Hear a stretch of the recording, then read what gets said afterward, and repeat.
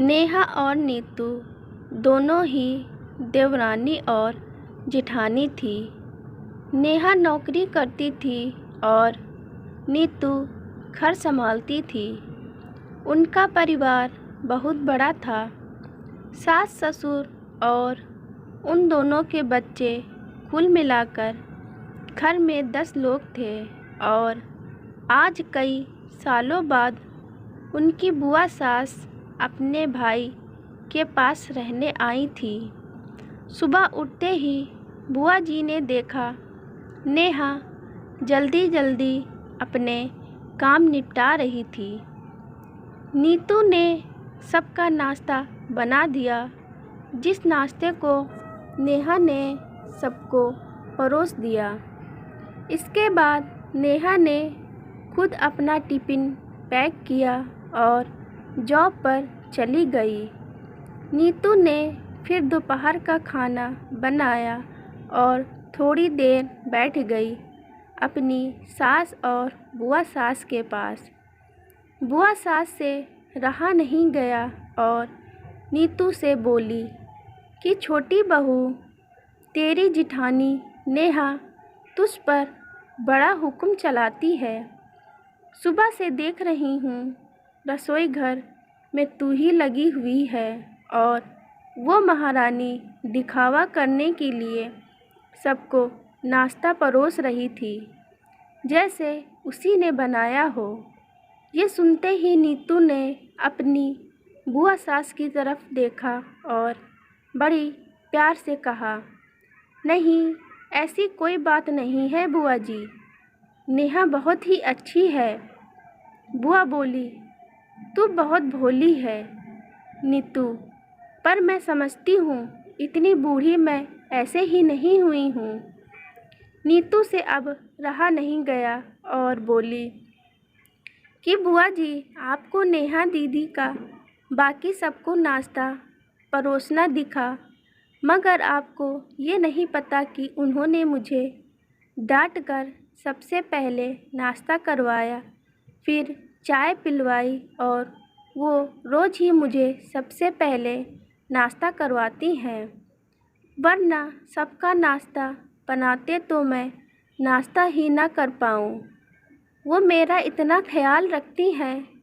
दीदी सुबह जल्दी उठकर मंदिर की सफाई करके फूल सजा कर रखती हैं और वो मुझे खुद से 1 घंटा लेट उठने को कहती हैं, क्योंकि मुझे उठते ही नहाकर सीधा रसोई में ही जाना पड़ता है।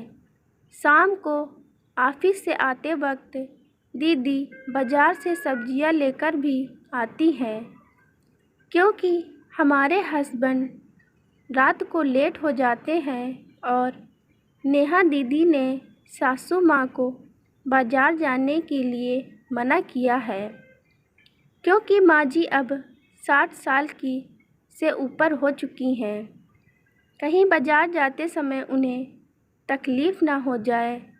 वैसे भी उन्हें घुटनों की परेशानी है और अब माँ जी को घूमने का मन करता है तो नेहा दीदी छुट्टी करके खुद उनको बाहर घुमाने ले जाती हैं।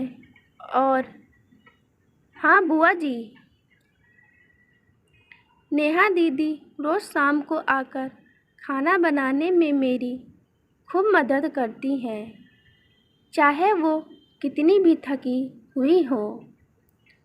वो मेरी जिठानी ज़रूर हैं, मगर वो मुझे अपनी छोटी बहन मानती हैं और मैं उन्हें बड़ी बहन मानती हूँ।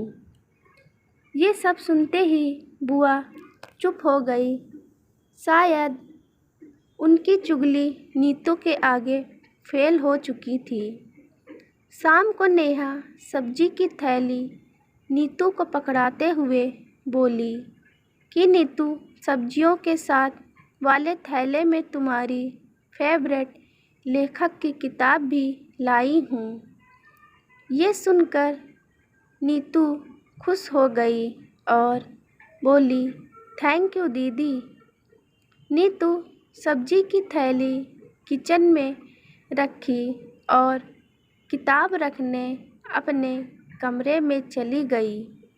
तभी बुआ जी ने नेहा को आवाज़ दी, बड़ी बहू ज़रा यहाँ आना। नेहा तभी बुआ बोली, तुम इतनी मेहनत करके कमाती हो और ऐसे ही फालतू किताबें खरीद कर पैसों की बर्बादी कर रही हो, वो भी अपनी देवरानी के लिए। वो तो वैसे भी घर में करती ही क्या है, तुम दिन भर मेहनत करती हो और वो घर पर आराम करती है। इस बात पर नेहा मुस्कुराई और बोली, क्या बुआ जी आराम, और वो भी नीतू, उसे तो कहकर आराम करवाना पड़ता है। सुबह से बेचारी लगी ही रहती है। किचन में सबकी अलग अलग पसंद, मेरे और उसके मिलाकर 4 बच्चों का टिफ़िन सब वो ही करती है। फिर भी उसके चेहरे पर हमेशा एक सुंदर सी मुस्कान रहती है। सुबह की चाय पीने का भी समय नहीं रहता उसे, और जब दोपहर बच्चे आते हैं फिर उनका खाना, उनकी पढ़ाई सब वही देखती है। वो है इसलिए मुझे बच्चों की चिंता भी नहीं रहती और मैं अपना पूरा ध्यान ऑफिस में लगा पाती हूँ। कुछ दिनों पहले ही प्रमोशन मिला है। मम्मी पापा की दवाई कब ख़त्म हुई और कब लाना है, ये सब वही ध्यान रखती है। घर पर भी कभी कौन सा रिश्तेदार आता है, उनकी सेवा भी वही करती है। और बुआ जी घर पर रहकर घर और बच्चे संभालना कोई छोटी बात नहीं है। मेहमानों की आवभगत नीतू बिना किसी शिकायत के करती है। उसे तो बस पढ़ने का ही शौक़ है। फिर क्या मैं अपनी छोटी बहन की छोटी सी इच्छा भी पूरी नहीं करूँगी? अगर उसकी इच्छा मैं पूरी नहीं करूँगी तो कौन करेगा? अब तो बुआ की पूरी तरह से बोलती बंद हो चुकी थी।